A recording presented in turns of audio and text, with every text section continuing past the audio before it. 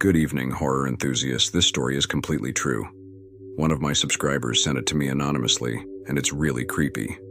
Reading it, I felt my skin crawl, and without a doubt, reliving this experience would have the same effect on, let's call him Thomas, since to this day, they have not found any explanation for these paranormal events that they have experienced. That's why I ask for a lot of respect. Hello, I started listening to your channel a few weeks ago. This is a memory that I had blocked for a long time due to the panic that remembering it caused me. However, a couple of months ago, everything became very clear. I know it was real. I was born and raised in the western province of Canada, in Alberta. Most of my family and friends still reside there, so whenever I can, I come back on weekends to visit them and meet them in the place where I grew up. In the fall of 2016, midweek, I experienced sleep paralysis for the first time. It was completely new to me and suddenly happened for several consecutive nights without ceasing. I found myself encountering different entities and feeling various presences, a sensation of sensitivity that rooted itself in my life. Although it became more sporadic over time, one particular night changed my life. During those weeks, I was renovating the house floor. While the works were underway, I chose to sleep in the basement due to the dust and furniture scattered throughout the living space. Suddenly, that night I experienced another episode of paralysis that I managed to control. I remained staring at the ceiling for a few minutes before calming down and falling back asleep. A few minutes later, I was awakened by a deafening noise that made me jump out of bed. I assumed something had fallen due to the clutter upstairs, but I was so focused on avoiding another episode of paralysis that I lost track of time. Amidst the confusion between sleep and reality, I heard footsteps and a voice shouting, "Kathy, Kathy." At that moment, I abruptly emerged from the deep sleep I was in. I was in a state of shock and my heart was racing. The voice I had heard was deep, very masculine, and the most terrifying part was that it sounded extremely demonic. Whoever the source of the sound was, I felt as if they were at the foot of my bed. Fear overwhelmed me. Summoning courage, I turned on the light, but I didn't see anything at that moment. I searched the basement for any electronic devices that might have been left on, like a TV or radio, but everything was unplugged.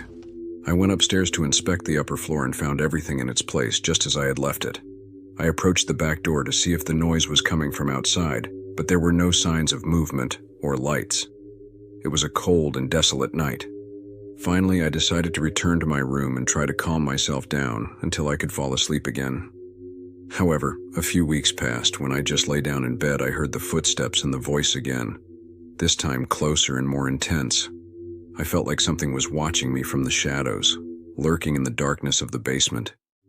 I resisted opening my eyes, but I finally gave in, and there she was, standing in the center of the basement, looking at me. She was a woman of about 50 or 60 years old, her face almost hidden by her long gray hair and a pair of glasses. She didn't show any expression on her face. I remained paralyzed for about 10 seconds while I continued hearing noises from upstairs, things falling, and footsteps getting louder and louder. I began to pray, cry, and beg him to wake up if it was just a dream, although it felt more like a nightmare.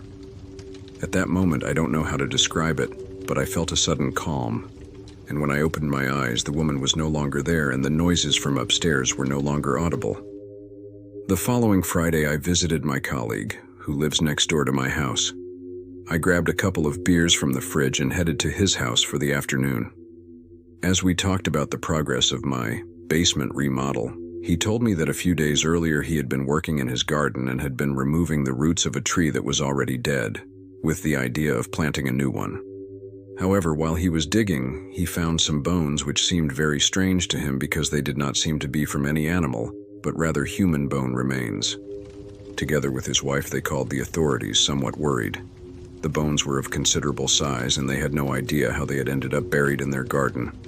It turned out that the bones matched an old police case of a middle-aged woman, around 50 or 60 years old, who had disappeared without a trace. But they were unable to provide more information at the time.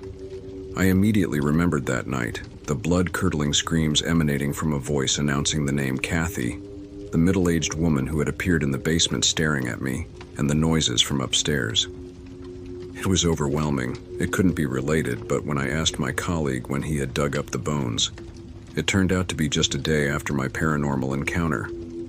I considered it might be her, perhaps seeking help. After the day the bones were dug up, she never appeared again. I told my colleague about the experience, who recommended that I seek help. After researching what to do, we decided to visit a spiritual guide who had a highly developed third eye.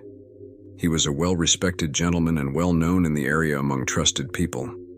During the session, he kept my eyes closed and told me that I had the gift of clairvoyance, that I was born with it, and that because of that I could see entities and lost souls that not everyone could experience. After the session with the spiritual guide, he told me that for 10 years I was able to close my third eye, an ability that I had kept open since I was born. This meant that for a decade he would experience no more encounters with supernatural entities or have visions of lost souls. At first I was relieved at the thought of putting an end to my paranormal experiences, at least for a while. I had gone through something extraordinary, something that had changed my perception of the world forever, and now I could sleep without worries. However, we decided to further investigate the case of the missing woman. My colleague spoke with local authorities and discovered that the woman had been reported missing over 30 years ago and that her case was never solved. But what they did know is that she lived in my same house at that time. The most terrifying part was that, at the time of her disappearance, she was living with her daughter Kathy. It was rumored that they searched tirelessly for her for months, until they exhaustively exhausted all evidence that could shed light on her whereabouts. As we delved deeper into the investigation, we uncovered chilling details about the life of this family and the events surrounding their disappearance. We found testimonies from neighbors and police records that shed light on the difficult relationship between the mother and daughter, as well as possible motives for her disappearance. Kathy deeply resented her mother for her excessive control and lack of emotional support. According to some testimonies, conflicts were frequent and often escalated to levels of verbal and emotional violence. The tension in the home was palpable, and many neighbors were aware of the family problems mother and daughter were facing. Even Kathy had tried many times to leave her house, perhaps during a period of adolescence and rebellion, seeking freedom and distancing herself from her mother's oppressive control. The police considered it appropriate to reopen the case and locate the daughter, who gave different versions of her activities on the day of her mother's disappearance, raising suspicions among investigators. Under intense pressure, she finally testified that her then-boyfriend had been involved in her mother's disappearance. With the daughter's new statement, the investigation took an even darker turn. Police questioned the ex-boyfriend, who claimed that the whole idea had been Kathy's. Evidence began to pile up against them, and eventually both were arrested. From beyond, that woman was crying out for justice. The fact that her own daughter had been involved in her disappearance was unimaginable to me. I felt like she was trying to convey a message to me, insisting that justice be done in her name. I truly felt relief for that woman, but at the same time, I wish I could stop time. I have less than 2 years left before my third eye deactivates, and I'm truly terrified that some entity might try to communicate with me at night. If you enjoyed the story, click like. It's just to know if you enjoyed it, or perhaps to let me know if you've also experienced paranormal activities.